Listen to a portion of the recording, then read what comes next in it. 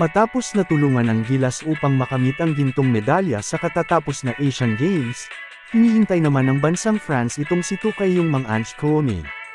Pero bago yan, kamusta muna sa inyong mga kapitbahay? Welcome muli sa ating munting channel.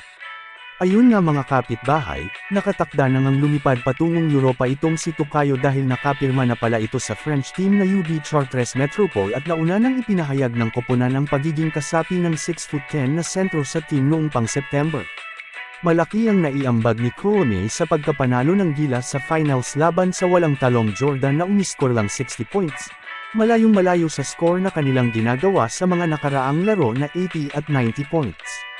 Nagawang pigilan ni Kouame ang dalawang tirador ng Jordan na sina Ahmad Alguairi at John Bohanna na kapwa umiskor ng double figure sa kanilang panalo sa group stage laban sa Pilipinas kung saan tinambakan ng Jordan ang Gilas ng 25 points.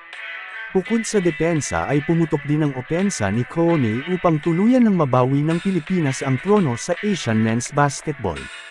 Good luck sa iyo Tukayo, maraming salamat sa lahat. Hanggang sa muling mga kapitbahay.